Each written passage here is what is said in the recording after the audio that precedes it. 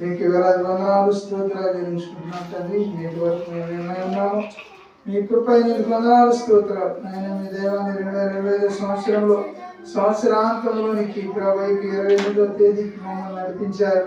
వందనాలు స్తోత్రాలు తండ్రి. మిమ్మల్ని ఆరాధించేటువంటి ధన్యతలు కృపను భాగ్యమును మా అందరికి కూడా చెందిన వందనాలు స్తోత్రాలు చెల్లించుకుంటున్నాం. సజీవుడే కదా నన్ను స్థుతించగలను. సజీవుడైనటువంటి స్థుతించేటువంటి కృపను ధన్యతను మాకు ఇచ్చినందుకు వందనాలు స్తోత్రాలు. నిలబడి మీ దాసుని సిరుచాటు మరుపరిచయం మీ నోటి కొరకు వాడుతున్న ప్రభావ కావాల్సిన శక్తిని బలమును ప్రభావ మీరే దయ చూపించండి. ప్రభు నడిపింపును నడిపించండి ఆయన. మీరే మాట్లాడిన ప్రభావ నేనేదేమి మాట్లాడే నిస్సహాయ దాసుడును నీవే మాట్లాడి సహాయం చేసి మహిమా గంత ప్రభావాలు మీరు కొంతమంది నామములో వేడుకొని ప్రార్థిస్తున్నాం తండ్రి. ఆమేన్. ఈ మాటలు మనం చదువుకుంటే ఈరోజు ఈ మాటలు ఎవరు పలుకుతున్నారంటే అబ్రహాము పెద్ద దాసుడైనటువంటి ఎలియాజర్ని మన గమనానికి ప్రభువారు ఈ సమయంలో తీసుకొస్తా ఉన్నారు. కాబట్టి ఎలియాజరు మరి మాట్లాడుతున్నటువంటి మాటలు చూస్తే ఎలియాజరు అనేటువంటి మాటకు అర్థము దేవుడు నాకు సహాయకుడు అని అర్థం. కాబట్టి ఎలియాజర్ అంటే దేవుడే నాకు సహాయకుడిగా ఉన్నాడు అని ఈ మాటలు తెలియపరుస్తున్నారు. కాబట్టి మన భాగంలో ఎలియాజర్ గురించి మనం వింటాం. ఈరోజు సందేశం ఏంటంటే ఎలియాజర్ కూడా ప్రభుని ఆరాధించాడు, ప్రభుని స్తుతించినటువంటి వాడిగా ఉంటున్నాడు. అందుకనే ఆ మనుషుడు తన తల వంచి యెహోవాకు మ్రొక్కి, ఆ యొక్క మనుషుడు ఏం చేస్తూ ఉన్నాడు అని మనం గమనిస్తే ఆయన తల వంచి యెహోవాకు మ్రొక్కి అబ్రహామును నా యజమానుని దేవుడైన యెహోవా స్తుతింపబడును గాక. కాబట్టి ఎవరు స్తుతించబడాలంటే నా యజమానుడు దేవుడైన యెహోవా స్తుతింపబడును గాక. ఆయన నా యజమానికి తన యొక్క కృపను తన సత్యమును చూపుట మానలేదు అంటున్నాడు. కాబట్టి తన యొక్క కృపను తన యొక్క సత్యమును నా యొక్క యజమానుడు ఉన్నాడే అబ్రహాముకు చూపించినంత మాత్రం కూడా తను మానుకోలేదు. కనుక అతను అంటున్నాడు యెహోవా స్తుతింపబడదు కాక. ఎవరు స్తుతించబడాలంటే ఈ మధ్యాహ్న కాల సమయంలో యెహోవా మాత్రమే స్తుతింపబడాలని దేవుని వాక్యంలో మనం చూస్తాం. అప్పుడు అబ్రహాము అనేటువంటి మాటకు మన గమనాన్ని తీసుకొస్తూ వచ్చినప్పుడు అబ్రహాము మరి అక్కడ భాగంలో అబ్రహామును ఆ యొక్క పనివాడు అబ్రహాముకి ఈ యొక్క ఎలియాజర్ అనేటువంటి వాడు పనివాడుగా ఉంటున్నాడు, ఈ యొక్క దాసుడిగా ఉంటున్నాడు. దాసుడు అనగా పనివాడు. అబ్రహాము పనివాడు ఎలియాజర్ కూడా ప్రభువుని స్తుతించినటువంటి వాడు ఉంటున్నాడు. అందుమాత్రమే కాకుండా కీర్తన గ్రంథంలో 145 సంకీర్తన 2వ వచనంలో చూస్తే 145 2వ వచనం కూడా గమనిస్తున్నాం.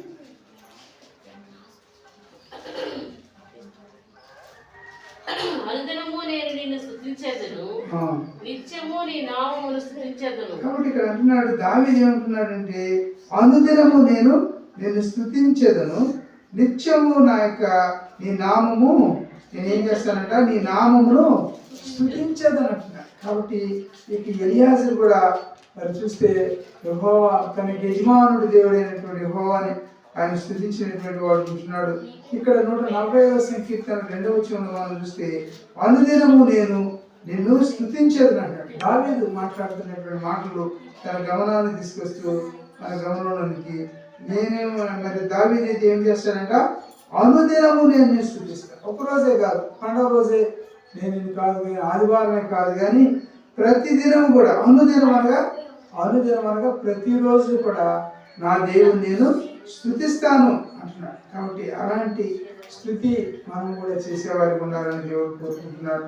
నిత్యము నీ నామము నేను స్తుతిస్తాను. కాబట్టి ఇక యేసు నామమును ఆయన నేను నిత్యము కూడా నేను స్తుతించదను అనేటువంటి మాటలు మరి భక్తులు మాట్లాడుతున్నాడు. కాబట్టి అలాగే ఈ ఎలియాజరు కూడా ఉన్నాడు. ఈ ఎలియాజరు కూడా దేవుని స్తుతిస్తా ఉన్నాడు. అబ్రహాము దేవుడు అయినటువంటి యెహోవాని స్తుతిస్తున్నటువంటి కారణంగా ఉంటూ ఉన్నాడు. అందుకని అక్కడ అంటున్నాడు కదా, మరి అక్కడ చూస్తే చాలా మంది అబ్రహాముకి ఎంతమంది పనివారు ఉన్నారు తెలుసా? అబ్రహాముకి పెద్ద మరి అబ్రహాం విషయంలో అబ్రహాముకు 318 మంది పనివారు ఉన్నారు. అబ్రహాము ఎంతమంది పనివారు ఉన్నారు చూసారు? దాసులు అనగా పనివారే. తన యొక్క దగ్గర జీతం చేసేటువంటి వారే 318 మంది ఉన్నారని దేవుని వాక్యంలోనే ఉన్నదండి ఈ మాట.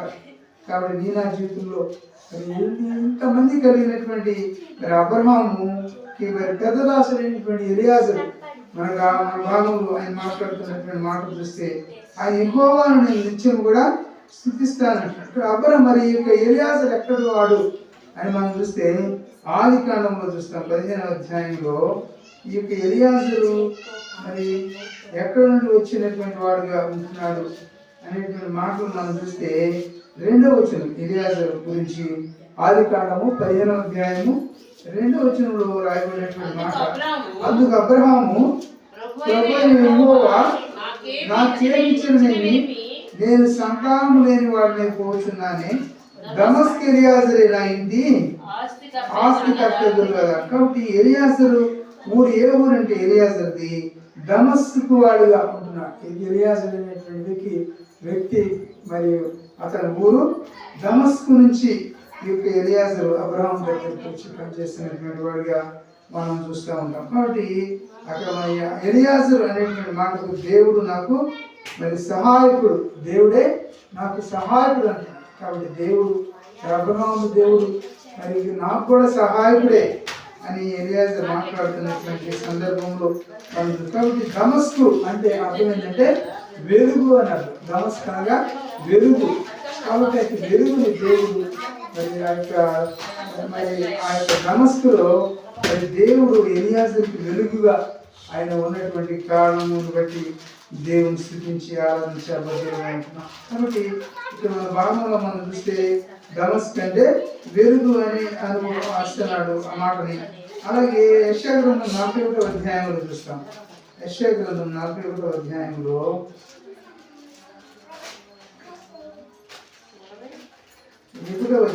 యెషయా గ్రంథం 41వ అధ్యాయము గమనించండి.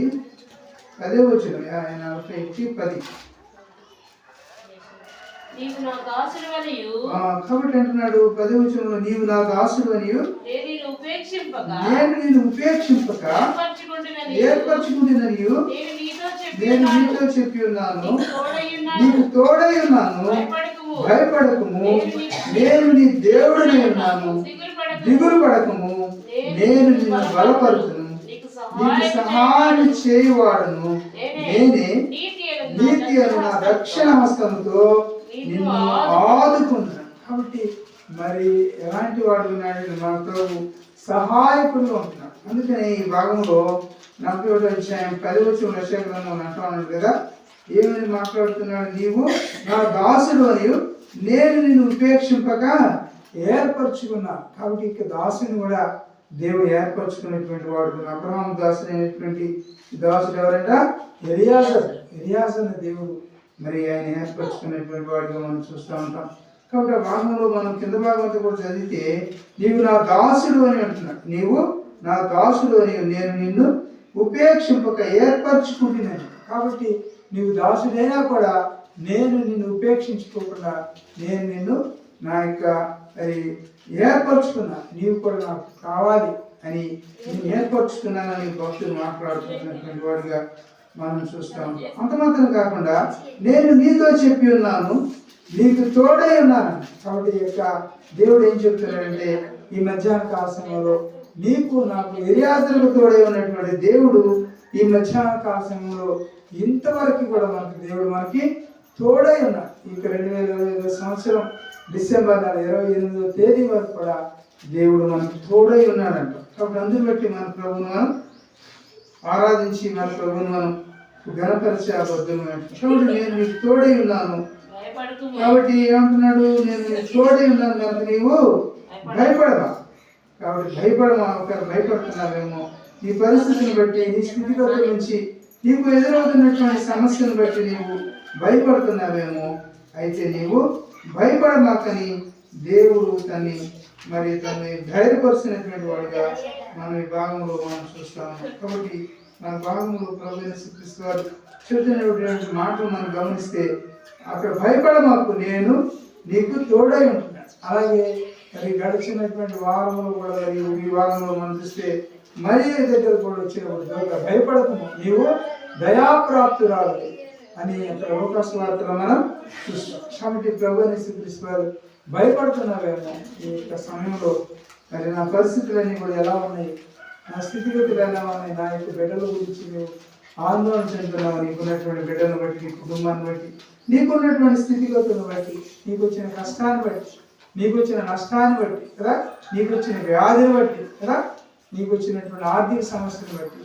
అయితే ప్రభు అంటున్నాడు, నీవు భయపడమాకంటున్నాడు. నీవు భయపడకు, నేను నీకు దేవుడినే ఉన్నా అన్నాడు. కాబట్టి మన ప్రభు మనకు దేవుడైనటువంటి వాడు ఉంటున్నాడు.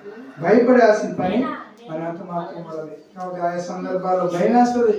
ఈ సమస్యలన్నీ కూడా ఎలా తీరుతాయి కదా, ఈ కష్టాలన్నీ ఎలా తీరుతాయి, వీటికి వచ్చినటువంటి ఇవన్నీ కూడా వీటి నుంచి మేము ఎలా అధిగమించాలి అనేటువంటి ఆందోళనలో ఉంటాం, కలవరంలో ఉంటాం.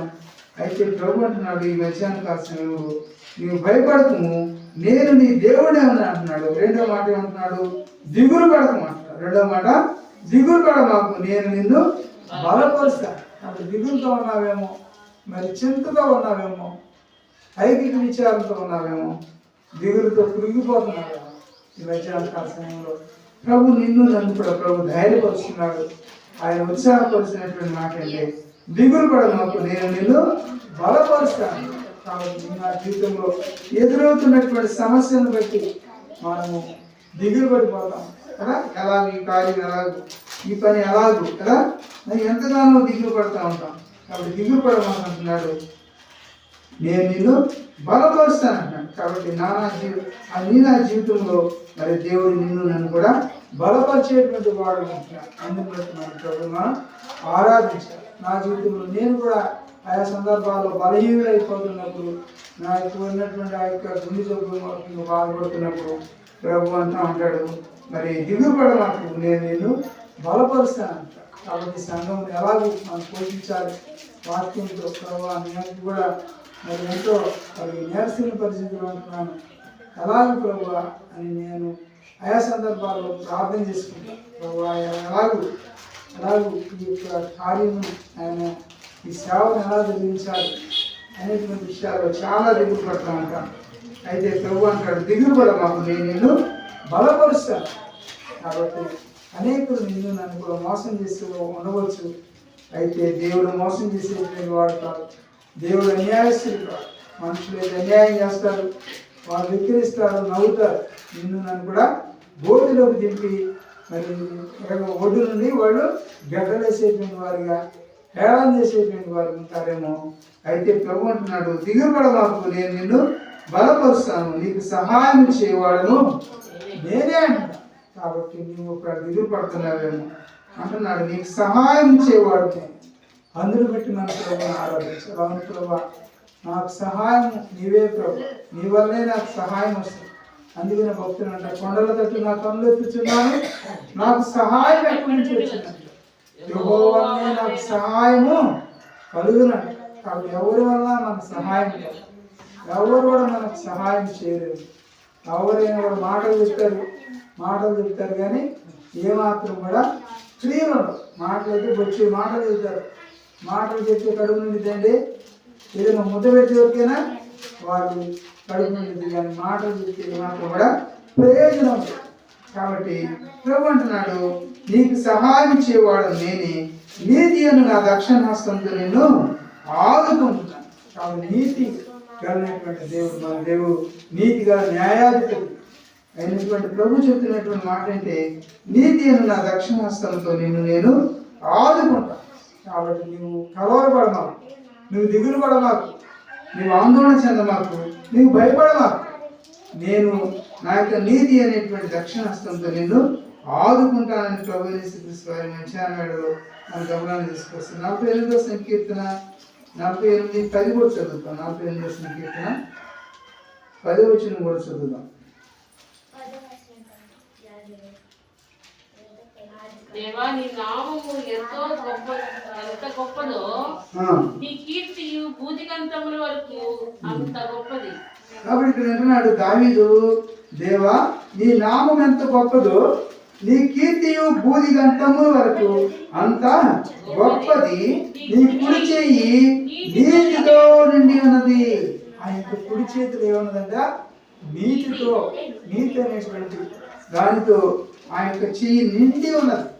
అందుకనే మరి అక్కడ చదివాం కదా, నీ యొక్క అక్కడ భాగం నక్షత్రంలో నేను చదివిన 10వ అధ్యాయం 40వ అధ్యాయం 10వ వచనం చివరి భాగంలో నీతి అని నా దక్షిణ హస్తంతో నిన్ను ఆదుకుంటా. కాబట్టి ఇది ఈ సంవత్సరం వాగ్దానంలో ప్రవహిస్తున్నటువంటి వాగ్దానం ఏంటంటే, నీతి అని నా దక్షిణ హస్తంతో నేను ఆదుకుంటాను అని ప్రభు సెలవిస్తాడు. అందరూ బట్టి మన ప్రభుని ఈ సమయంలో హృదయమాన కూడా ఆరాధించి మన ప్రభుని మనం ఘనపరచబద్దులు అంటున్నాం.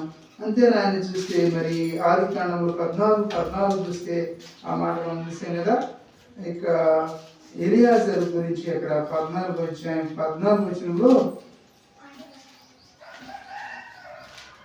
14 వచనం ఏం రాయబడుతూ వస్తున్నదంటే, అక్కడ చదువుకుంటాం కదా. ఆదికాండము 14 అబ్రహాము తన తమ్ముడు చెరపట్టబడినది విని తన ఇంట పుట్టి అలవరచబడిన ఎంతమంది అంట, 318 ఎంతమంది అంట, 318 మండుగురిని వెంట పెట్టుకుని దాను మటుకు ఆ రాజులను తరిగినారు. కానీ అబ్రహాముకి ఎంత బలం ఉందో చూసారా. అబ్రహాముకు ఉన్నటువంటి దాసులే 300 ఎంతమంది అంట, 18 దాసులు. ఎంతమంది పనివారంటే అబ్రహాము ఎంత ఆస్తిపరుడో, ఎంత ధనవంతుడో కదా, ఎంత కోటీసుడే అంటాడు. ఎన్ని ఎడ్లు ఉంటాయి, ఎన్ని జతలు కదా, ఒంటెలు మేకలు. కాబట్టి ఎంత ధనవంతుడంటే ఇంతమంది పనివారు కలిగి ఉన్నాడంటే నేను చెప్పవచ్చు కదా. ఈ రోజుల్లో ఒక మనిషిని 2 మనుషులు పనివారు పెట్టుకోవడానికి అల్లాడిపోతున్నారు, వాళ్ళకి జీతాలు ఇవ్వడానికి కదా. అలాంటి పరిస్థితుల్లో అబ్రహాం ఆ దినాన్ని ఎంతమంది తన యొక్క పరివారం ఉన్నారంట, 318 మంది అబ్రహాంకు దాసులుగా ఉన్నారని దేవుని వాక్యం సెలవిస్తాం. ఇప్పుడు ఇంతమంది దాసుల్లో మరి మొదటి దాసులైనటువంటి ఎలియాజరు. కాబట్టి వీళ్ళందరూ కూడా మరి దేవుని నామాన్ని స్తుతించినటువంటి వారు ఉన్నారని మనకి చూపిస్తున్నారు. ఇప్పుడు యోహాను సువార్తలో చదవండి. యోహాను సువార్త 1వ అధ్యాయము 16వ వచనం. యోహాను సువార్త 1వ అధ్యాయము 16వ వచనం.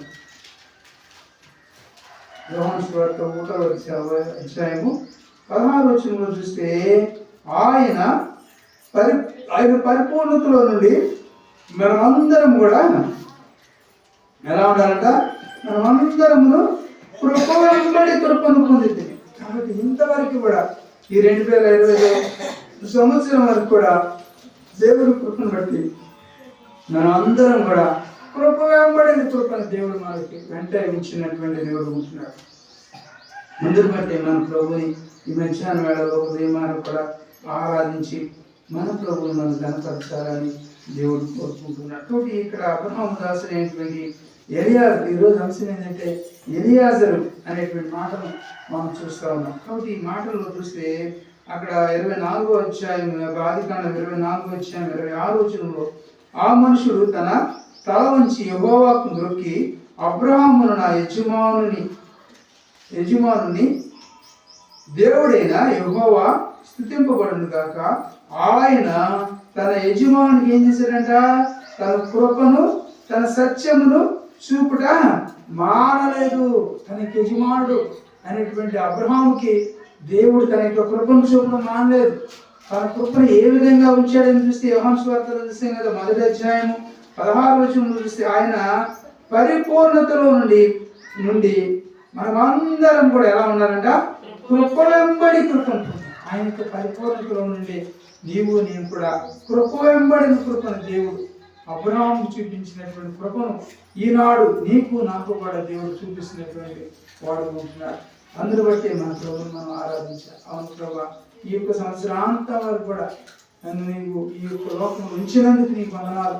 నా జీవితంలో కృప వెంబడి కృపను నాకు అనుగ్రహించినందుకు కూడా మీకు వందనాలు, స్తోత్రాలు అంటున్నాను. ప్రభు అయిన శ్రీక్రీస్తు వారిని హృదయమారో కూడా ఆరాధించి మన ప్రభుని మనం కనపరిచ మరి బొద్దులమై ఉంటా ఉన్నాం. కాబట్టి ఇక ఆదికాండంలో మనం చూస్తే ఎలియాజరుకి ఏ విధంగా మరి దేవుడు సహాయం ఉన్నాడంటే, ఎలియాజరుని అబ్రహాము తన యొక్క పనివాడుకున్నాడు కదా.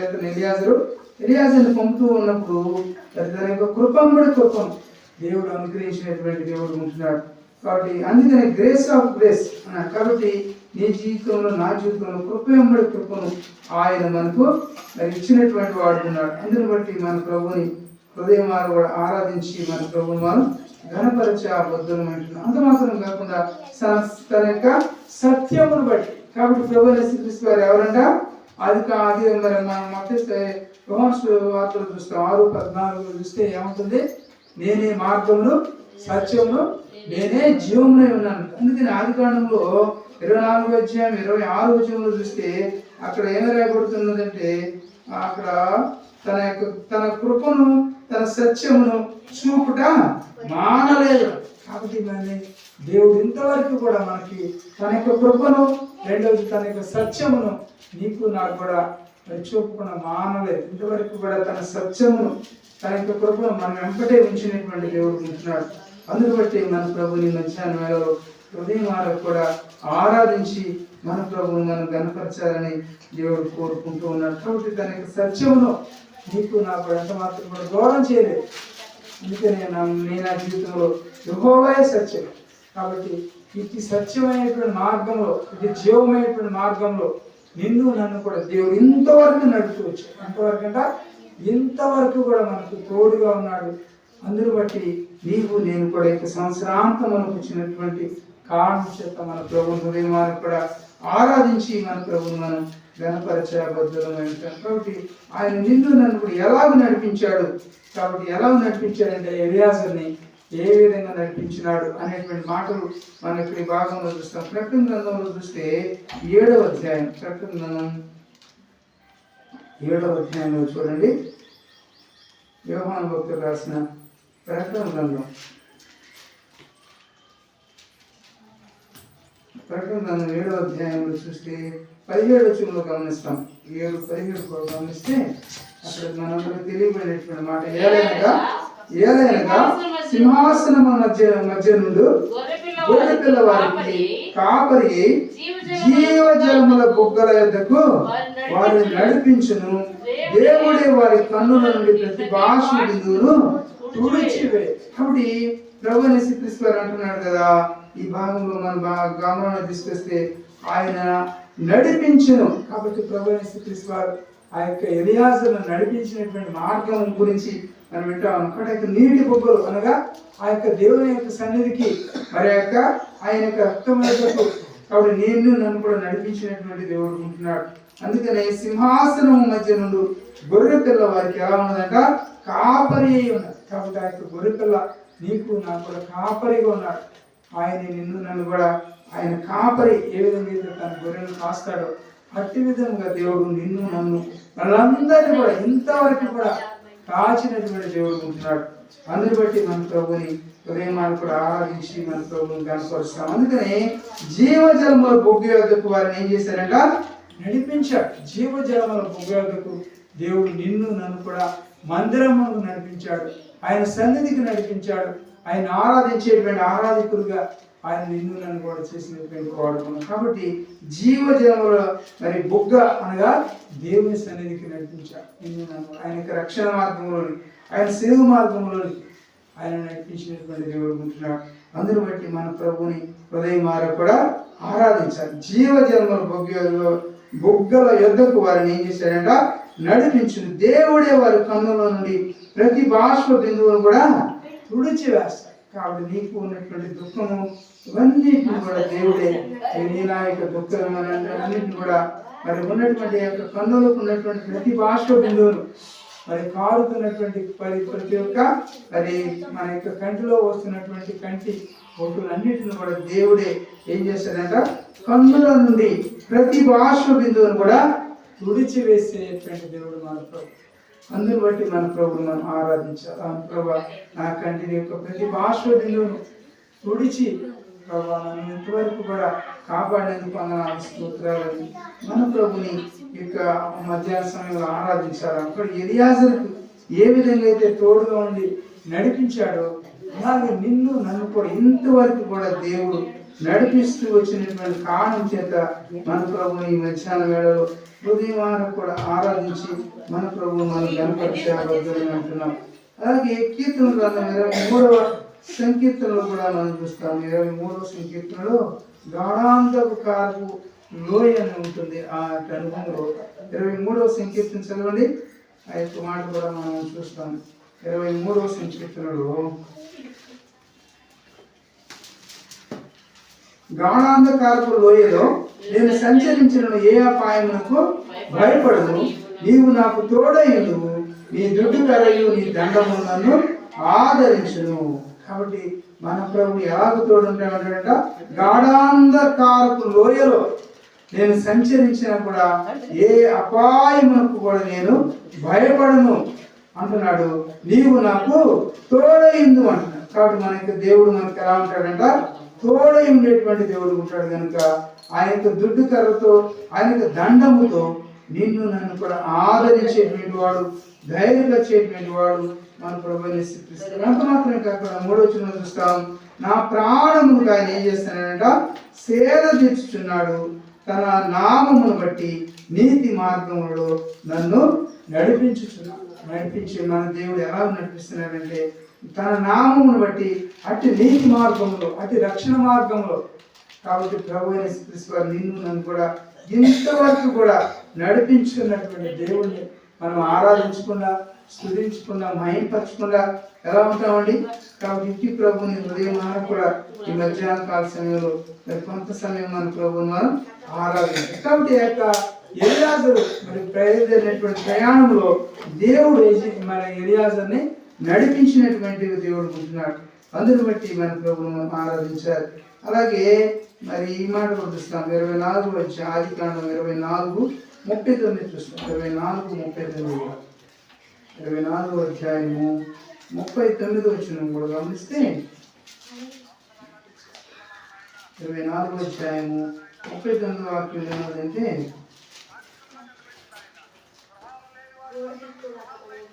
అప్పుడు నేను నా యజమానునితో ఆ స్త్రీ నా వెంట రాదేమో అని చెప్పినందుకు అతడు ఎవరి సన్నిధిలో నేను జీవించుచున్నానో ఆ యెహోవా నీతో కూడా తన దూతను పంపి నీ ప్రయాణం సఫలము చేయను కనుక నీవు మా వంశంలో నా తండ్రి ఇంటి నుండి నా కుమారునికి భార్యను తీసుకుని వచ్చేదను. కాబట్టి ఇక్కడ ఎలియాజరు దేవుడు తోడై ఉండి ఆ కార్యము దేవుడు ఏం చేశాడంట, సఫలపరిచాడు. కాబట్టి నీ నా జీవితంలో ఎన్నో కార్యాలు మరి తలపెట్టుకుంటాం. అయితే దేవుడు ఈ నా కార్యాలన్నీ కూడా సఫలపరచుకోవడం, ఆయన మనం ప్రార్థించినప్పుడు మన కార్యాలన్నీ కూడా సఫలపరుస్తూ ఉంటాడు. అలాగే ఎలియాజరుకి మరి కార్యములన్నీ కూడా సఫలపరిచినటువంటి దేవుడు మరి నీ నా కార్యములను కూడా ఆయన సఫలపరిచేటువంటి వాడు ఉంటున్నాడు. అందుని బట్టి మన ప్రభువుని మనం ఆరాధించాలి. అందుకని ఎవరి సన్నిధిలో నేను జీవించుచున్నానో ఆ యెహోవా నీతో కూడా తన దూతను పంపి, కాబట్టి తన యొక్క దూతను పంపి ఏం చేశాడంట, నీ ప్రయాణం ఏం చేశాడంట, సఫలము చేయను కనుక నీవు నాకు. కాబట్టి నీ నా యొక్క ప్రయాణంలో సఫలపరిచినటువంటి దేవుడు ఉంటున్నాడు. అందుని బట్టి మన ప్రభువుని మనం ఉదయమాల కూడా ఆరాధించాలి. ఎలియాజరు యొక్క ప్రయాణాన్ని మరి దేవుడు సఫలపరిచినాడు కనుక నీ నా ప్రయాణాన్ని కూడా దేవుడు సఫలపరిచేటువంటి దేవుడు ఉంటాడు. కాబట్టి నీ పనిని, కాబట్టి నీ యొక్క పనుల్లో నీ పనిని నీ యొక్క సమస్తములు కూడా దేవుడు నీకు నాకు కూడా ఆయన నీ కార్యములన్నీ కూడా సఫలపరిచేటువంటి దేవుడు ఉంటున్నాడు. అందుని బట్టి మన ప్రభువుని మనం ఆరాధించాలి. అందుకని కీర్తన గ్రంథంలో చూడండి, మొదటి కీర్తన 3వ వచనం అంటాడు, దావీదు రాసిన సంకీర్తన 3వ సంకీర్తన 3వ వచనం కూడా మనం గమనిస్తాం. దావీదు రాసిన సంకీర్తన 3వ సంకీర్తన. కాబట్టి ఎలా ఉంటాడని చూస్తే 3వ వచనం, అతడు నీటి కాలువల యోరను నాటబడినది, ఆకు వాడక తన కాలమందు ఫలమిచ్చి చెట్టు వలె ఉండును, అతడు చేయడంతా కూడా సఫలం. కాబట్టి ఆ ఎలియాజరు చేసే కార్యం అంతటి కూడా దేవుడు సఫలపరిచాడండి. కాబట్టి నా జీవితంలో కూడా దేవుడు నీకు నాకు కూడా నేను మన కార్యాలన్నింటిలో కూడా మన పని పాటల్లో అన్నింటిలో కూడా దేవుడు వాటన్నిటిని కూడా సఫలపరిచినటువంటి దేవుడు. 2025 సంవత్సరంలో మన తలపెట్టిన కార్యాలన్నింటి కూడా దేవుడు సఫలపరుస్తూ వచ్చాడు. అందుని బట్టి మన ప్రభుని మధ్యాహ్న వేళలో హృదయం కూడా ఆరాధించి మన ప్రభుని మనం ఘనపరచ మరి బొద్దులమై ఉంటా ఉన్నాం. అంత మాత్రం కాకుండా 20వ సంకీర్తన చూడండి. 20వ సంకీర్తన 4వ వచనం కూడా చూస్తాం. 20వ సంకీర్తన 4వ వచనం.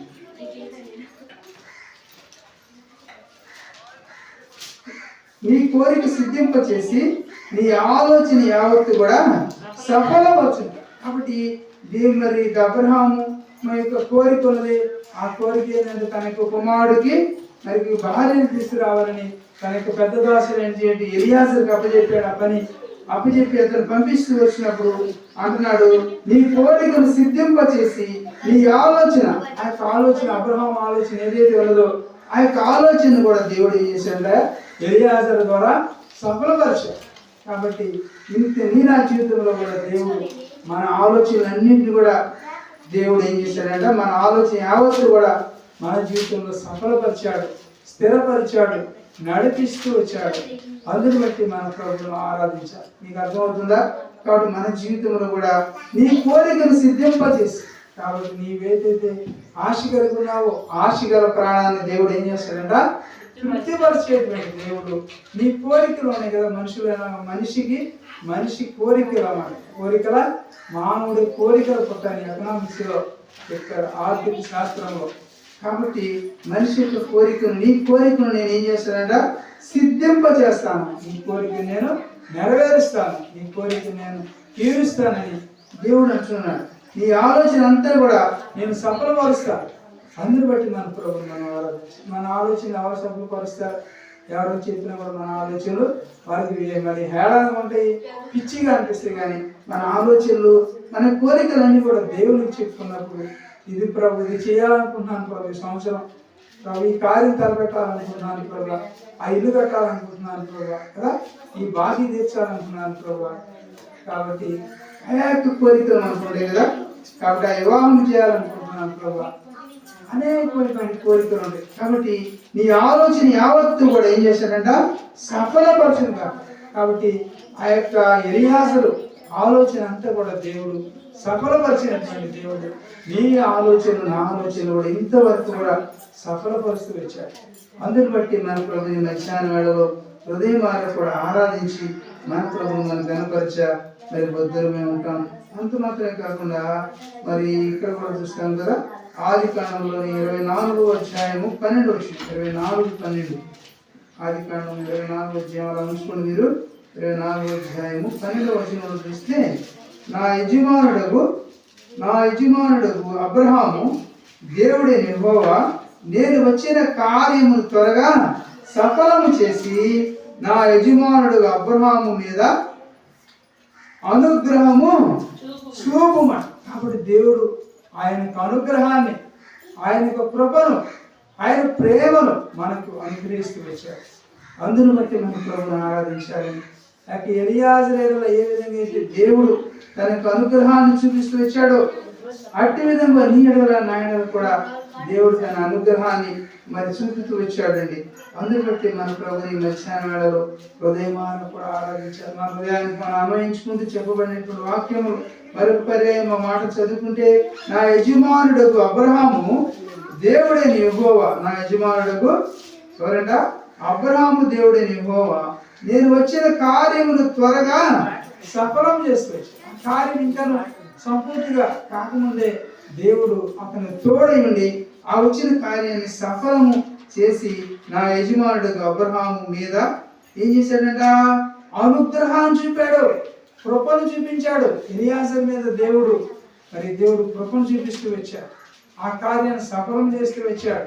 అందుని బట్టి దేవుడిని ఆరాధిస్తున్నాడు ఎలియాజరు. కాబట్టి ఈ సమయంలో నేను కూడా ఆరాధించుద్దా. కాబట్టి 2025 సంవత్సరాంతంలో వచ్చాం. ఇంతవరకు కూడా దేవుడు నా కార్యములు కూడా ఇంతవరకు కూడా ఆయన సఫలపరుస్తూ వచ్చాడు. ఆయన ఆలోచన అన్నింటిని కూడా స్థిరపరుస్తూ వచ్చాడు, అనుగ్రహిస్తూ వచ్చాడు. నీ మీద అనుగ్రహము చూపు, అనుగ్రహంగా ఆయన యొక్క ప్రేమను చూపించాడు, ఆయన దయను చూపించాడు, ఆయన యొక్క వాత్సల్యమును మనపై చూపిస్తూ వచ్చాడు. అందుని బట్టి మన ప్రభుని నచ్చిన వేళలో హృదయమాన కూడా కొంత సమయం మన ప్రభుని ఆరాధించి మన ప్రభుని మనం కనపరచాలి. ఎందుకంటే ప్రభు మన ఆలోచన యావత్తు కూడా స్థిరపరిచాడు. అబ్రహాము ఆలోచన అంతా కూడా మరి ఎలియాజరు చెప్పినప్పుడు ఆ యొక్క ఆలోచనతో మరి ఎలియాజరు బయలుదేరినప్పుడు తనకు ఉన్నటువంటి ఆలోచన అంతా కూడా దేవుడు సిద్ధింపజేశాడు, సఫలపరుస్తూ వచ్చాడు. అందుని బట్టే ఎలియాజరు మరి యెహోవా దేవుణ్ణి స్తుతిస్తూ ఉన్నాడు. కాబట్టి ఈ మధ్యాహ్న కాల సమయంలో నీవు కూడా మన ప్రభుని ఆరాధించొద్దా? తప్పకుండా మన ప్రభుని మనం ఆరాధించి మన ప్రభుని మనం గణపరచ మరి బొత్తులమై ఉంటున్నాం. అదే 24వ అధ్యాయంలోని 7వ వచనం చదివితే 24 జాతికాండం 24:7 ఏమన్నదంటే, నా తండ్రి ఇంట నుండి నేను పుట్టిన దేశం నుండి నన్ను తెచ్చి నాతో మాట్లాడి నీ సంతానమునకు ఈ దేశమును నిచ్చెదనని ప్రమాణము చేసి నాతో చెప్పిన పరలోకపు దేవుడు యెహోవా తన దూతను నీకు ముందుగా ఏం చేస్తే వచ్చాడంటే మనకి 5వ తలంపులో దేవుడు మనకు ముందుగా పంపును, అక్కడ నుండి నీవు నా కుమారునికి భార్యను తీసుకుని వచ్చేదో. కాబట్టి 5వ తలంపులో దేవుడు ఎలియాజరుకి ఏం చేస్తూ వచ్చాడంటే ఎలియాజరుకు ముందుగా నడుస్తూ వచ్చాడు. అందరూ బట్టి మన ప్రభువుని ఆరాధించారు. కాబట్టి ఈ 2025 సంవత్సరాంతంలోకి వచ్చినటువంటి నీవు కూడా మన ముందు నడుస్తూ మనకున్నటువంటి కార్యముల మీద మనం ఏవైతే చేయాలని ఆశపడుతూ వచ్చామో, ఏవైతే ఆలోచన కలిగి ఉన్నామో ఆ యొక్క ఆలోచనలన్నింటినీ కూడా ఆయన ముందు పెట్టినప్పుడు ఆయనే మన ముందు నడుస్తూ వచ్చాడు. నిజంగా గడిచిన ఈ 2025 సంవత్సరం నా మటుకు నేనైతే చాలా సఫర్ అయిపోయాను, చాలా డిప్రెషన్లోకి వెళ్ళిపోయాను అనమాట. ఎంతో కష్టాల్లోకి వెళ్ళిపోయాం. ఎంతో పరిస్థితుల్లోకి వచ్చినప్పుడు దేవునికి నా పరిస్థితులన్నీ కూడా చెప్పుకున్నా, ప్రభా నీవే సహాయం చేయ ప్రభా, నాకెవరూ లేరు అని దేవుని ఎదుట నా వ్యక్తిగత విషయాలను చెప్పుకున్నప్పుడు దేవుడు నాకు తోడై ఉన్నాడు, నడిపిస్తూ వచ్చినటువంటి దేవుడు ఉన్నాడు. కాబట్టి అలాగే నీకు కూడా ఈ 2025 సంవత్సరం అంతట్లో కూడా ఆయన ఏం చేశాడంట, మా ముందుగా నడుస్తూ వచ్చాడు. మరి కాలం ఏంటంటే ముందుగా నడుస్తూ వచ్చి మనకు మెట్టగా ఉన్న స్థలాలన్నీ కూడా సారాం చేస్తూ ఆయన మార్గంలో ఆయన సిద్ధపరిచినటువంటి దేవుడు ఉంటున్నాడు. అందుని బట్టి మన ప్రభుని హృదయం మనం కూడా ఆరాధించి మన ప్రభుని మనం ఘనపరచాలి. కాబట్టి ఈ 7వ వచనంలో ప్రాముఖ్యమైనటువంటి మాటలు మనం చూస్తూ వచ్చినప్పుడు, నా తండ్రి ఇంటి నుండి నేను పుట్టిన దేశం నుండి నన్ను తెచ్చి నాతో మాట్లాడి నీ సంతానమునకు ఈ దేశం ఇచ్చేదని ప్రమాణం చేశాడు. దేవుడు ప్రమాణం చేశాడయ్యా.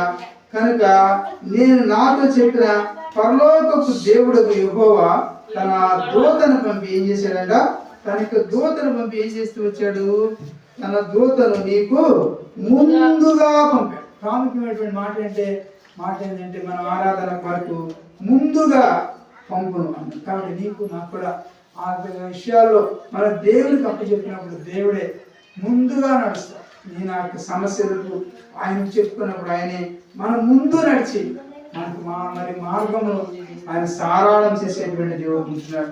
అందుని బట్టి మన ప్రభు ఈ మధ్యాహ్న వేళలో ఉదయం కూడా ఆరాధించారు. 5వ తలంపులో మనం గమనిస్తే నేను త్రోవలో ఉండగానే అక్కడ మనం చూస్తాం కదా, ఆదికాండం 24వ అధ్యాయంలో మరి అక్కడ చూస్తే ఆదికాండం 24:15 మనం చూసామా, 24:15 చూస్తే ఏం రాయబడుతుంది, మాట కూడా చదవండి. అతడు మాటలాడుట చాలింపక ముందే, కాబట్టి అతడు మాటలాడుట చాలింపక ముందే అబ్రహాము సహోదరుడైన నాహోరు భార్యకు మిల్కా కుమారుడైన బెతేలుకు పుట్టిన రెబ్కా కడవ భుజము మీద పెట్టుకొని వచ్చాను. అప్పుడు ఎంత గొప్ప కార్యం జరిగిందో చూసారు అక్కడ. కాబట్టి ఆ యొక్క అబ్రహాము తన పెద్ద దాసుడైనటువంటి ఎలియాజర్ని మరి పంపినప్పుడు దేవుడు ఎలియాజరుకు తోడై ఉన్నాడు. తోడై ఉండి తనకి ఏం చేస్తూ వచ్చాడంట, ముందుగా నడిచాడు. కాబట్టి నా యొక్క అబ్రహాం కుమారుడు ఎవరు, ఇస్సాకు. ఇస్సాకుకి మరి వివాహ ప్రాయం వచ్చింది, వివాహం చేయాలి, మరి ఎలా ప్రభా అని ప్రార్థిస్తూ వచ్చినప్పుడు ఇస్సాకు తన యొక్క దాసు మరి ఇస్సాకు గురించి మరి తను ఎంతో ఆందోళన పడుతున్నప్పుడు అబ్రహాము మరి ఆ విషయం మనకి అతడు మాట్లాడుచుండగా అంటే ఏం రాయబడుతుందంట, అతడు మాట్లాడుట చాలింపక ముందే, ఆ మాటలు ఇంకా అయిపోవాలి, ఆ మాటలు ఇంకా జరుగుతా ఉన్నాయి అన్నమాట. ఇంకేవేవో మాట్లాడుకున్నారు వాళ్ళు, ఆ విషయాలు ఎలాగూ అని మాట్లాడుకుంటూ ఉండొచ్చు. అయితే అతడు మాట్లాడుట చాలింపక ముందే అబ్రహాం సహోదరుడైనటువంటి ఎవరంట, అబ్రహాం సహోదరుడైన నాహోరు భార్య మిల్కా కుమారుడైన బెతూయేలుకు పుట్టిన రెబ్కా కనపడింది. దేవుడు ఎంత గొప్ప దర్శనాన్ని చూపించాడు ఈసారి ఎలియాజరుకు. ఆ యొక్క రెబ్కా చక్కనిదంట, రెబ్కా అనగా చక్కనిదని అర్థం. కాబట్టి ఈ యొక్క రెబ్కా మరి ఏం చేస్తూ వస్తుందని చూస్తే ఆమె రెబ్కా కడవ భుజము మీద పెట్టుకొని వచ్చాను అని రాయబడుతున్నాడు. కాబట్టి ఎంత గొప్ప ఆ మాటలు మాట్లాడు చాలించక ముందే, ఆ మాటలు ఇంక అయిపోలేదు, ఆ సంభాషణ అయిపోలేదు, అంతకు ముందే దేవుడు తన కార్యాన్ని సఫలపరిచినటువంటి దేవుడు. అందరూ బట్టి మన ప్రభుని ఆరాధించాలి. ఈ నా జీవితంలో మనం ఇంకేవేవో మాట్లాడుకుంటాం, అవి ఆ విషయాలు ఈ విషయాలని. అయితే మనం మాట్లాడుతూ చాలించక ముందే దేవుడే దానికి మన కార్యాన్ని సఫలపరిచేటువంటి వాడు ఉంటుంటారు. అందరూ బట్టి మన ప్రభుని మధ్యాహ్న వేళలో హృదయమాన కూడా ఆరాధించి మన ప్రభుని మనం కనపరిచా. మరి పొద్దున మరి చిన్న మాట చెప్తాను, నేను త్రోవలో ఉండగానే అనేటువంటి మాట కూడా ఆదికాండం 24వ అధ్యాయంలో ఉంది. కాబట్టి ఆ మాట గురించి కూడా మనం చూస్తే మరి దేవుడు 45 నుంచి చదవండి. ఆదికాండం 24:45 24 అధ్యాయం. కాబట్టి అంటున్నాడు ఇక్కడ, ఎంత మంచి మాట చెప్తున్నాడంటే, అట్లా ఏమంటున్నాడంట, నేను నా హృదయంలో అట్లు అనుకొనుట చాలించక ముందే రెబ్కా భుజం మీద కడవను పెట్టుకుని వచ్చి ఆ బావిలోకి దిగిపోయి నీళ్లు చేదుకొని వచ్చాను. అప్పుడు నాకు దాహం ఏమని ఆమెను అడుగగా. చూసారు దేవుడు ఎంత గొప్ప కార్యం చేశారు. కాబట్టి అబ్రహాం మరి తన యొక్క దాసుని పంపినప్పుడు దేవుడు అబ్రహాం ఎంతో ప్రార్థనాపరుడు, బాబా ఎంతో గొప్ప ప్రార్థనాపరుడు కనుకనే దేవుడు దానికి తోడై ఉన్నాడు కనుకనే ఈ విషయాలన్నీ కూడా పనివాడు అక్కడే పుట్టుంటారు, అనేకులు అక్కడే దాసులు అక్కడే కొంతమంది పుట్టి పెరిగారంట, అనేకులు అక్కడే వివాహాలు చేసుకుని వారు మరి పిల్లలను కొడకని అక్కడే అబ్రహాంకి దాసుడుగా వారందరూ పనివారు ఉన్నారు. అంతమంది ఉన్నారంటే 318 మంది దాసులు ఉన్నారంటే మాటల. కాబట్టి అవన్నీ కూడా మరి ఎలియాజరు చూస్తా ఉన్నాడు. అబ్రహాం యొక్క భక్తిని ఎలియాజరు చూసి గమనించినటువంటి వాడు ఉంటున్నాడు కనుకనే ఈ మాటలు మన గమనాన్ని తీసుకొస్తున్నప్పుడు, ఈ మాటలు మనం చదువుతున్నప్పుడు ఎలా ఉన్నాయంటే, అక్కడ చూస్తే ముందుగానే అక్కడ రాయబడుతున్నటువంటి మాట ఏంటంటే, ఆ ఒంటెల గురించి అక్కడ రాయబడినటువంటి మాటలు మనం చదువుతున్నప్పుడు అతడు అట్లు అనుకున్నట చాలింపక ముందే, ప్రాముఖ్యమైన మాట ఏంటంట, అట్లు అనుకున్నట చాలింపక ముందే. కాబట్టి ముందే దేవుడు ఎరిగినటువంటి దేవుడు. కాబట్టి ఆయన సంకల్పాలు ముందే ఎరిగినటువంటి దేవుడిగా ఉండి ఆ యొక్క కార్యాలన్నీ కూడా సఫలపరిచాడు. మరి ఎలియాజరు ఏ ఉద్దేశంతో ఆ యొక్క దేశానికి వెళ్ళాడో ఆ యొక్క ఉద్దేశంలన్నీ కూడా దేవుడు సఫలపరిచాడు, నడిపించాడు. అందుని బట్టి మరి అబ్రహాము దాసుడు ఎలియాజరు దేవుణ్ణి స్తుతిస్తూ వచ్చాడు, ఆరాధిస్తూ వచ్చాడు. అలాగే నీ నా జీవితంలో కూడా దేవుడు నీకు నాకు ముందుగా నడిచి మెట్టగా ఉన్న స్థలంలో కూడా సారాంశం చేసి ఇంతవరకు కూడా ఈ 2022 సంవత్సరాంతంలోని దేవుడు నడిపించినటువంటి దేవుణ్ణి మనం ఆరాధించకుండా, స్థుతించకుండా, మయంపరచకుండా అలా ఉండగలుగుతాం. కాబట్టి అట్టి విధంగా మన ప్రభుని హృదయం కూడా ఆరాధించి మన ప్రభుని మనం ఏం చేయాలంగా ఘనపరిచబద్ధులు ఉంటా ఉన్నాం. కాబట్టి చివరిగా మనం మాట చూస్తాం 2 రాజుల గ్రంథం 24 వచనం. 2 రాజుల గ్రంథం 24 వచనం.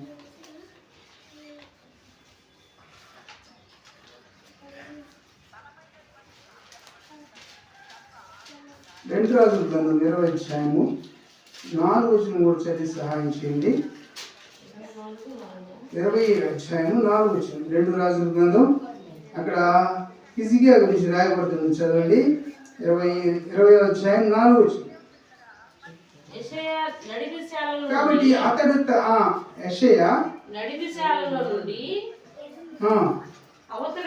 నడిమిశాలలో నుండి అవతలకు వెళ్ళక మునిపే యెహోవా వాక్కు అతనికి ప్రత్యక్షమై ఇట్లా సెలవిచ్చాను, నీవు తిరిగి నా ప్రజలకు న్యాయ అధిపతివై హిజ్కియా వద్దకు పోయి అతనితో ఇట్లా అంటున్నాడు.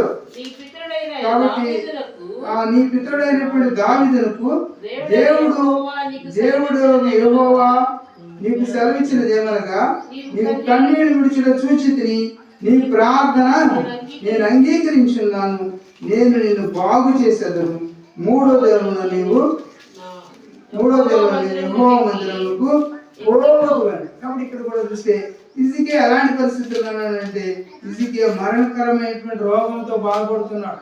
హిజ్కియా గ్రంథంలో 20 మొదటి వచనంలో ఉంది, ఆ దినంలో హిజ్కియాకు మరణకరమైన రోగం కలుగుగా ఆమోసు కుమారుడు ప్రవక్తుడైనటువంటి యెషయా వద్దకు వచ్చి, నీవు మరణమవుతున్నావు, బ్రతుకు కనుక నీ యొక్క ఇల్లు చక్కబెట్టుకోమని మరి దేవుడు ఆ యొక్క హిజ్కియాతో మాట్లాడినప్పుడు హిజ్కియా ప్రార్థన చేశాడు. హిజ్కియా ప్రార్థన చేసినప్పుడు దేవుడు హిజ్కియా ప్రార్థన కూడా ఆలకించాడు, అంగీకరించాడు. అందుకని యెషయా నడివిశాలలో నుండి అవతలకు వెళ్ళక మునిపే, ఎలాగంట అవతలకు కూడా వెళ్ళలేదు, నడివిశాలలో నుంచి అవతలకు కూడా వెళ్ళక మునిపే ఏం జరిగిందంటే అక్కడ యెహోవా వాక్కు తనకి ప్రత్యక్షమైంది. కాబట్టి అలాగే నీ నా జీవితంలో కూడా దేవుడు ఎన్ని గొప్ప కార్యాలు చేస్తూ వచ్చాడు. అందును బట్టి మన ప్రభు హృదయమారు కూడా మధ్యాహ్న సమయంలో మరి మన ప్రభు హృదయమారు ఆరాధించి మన ప్రభుని మనం గణపరిచే ఆరోగ్యమైన అట్లనే కొంత సమయాన్ని మనం మన ప్రభు హృదయం బట్టి మనం ఆరాధిస్తాం. చెప్పబడిన లేఖన భాగం ఆధారం చేసుకుని కొంత సమయం మనం ఆరాధనలో కొనసాగుతాం.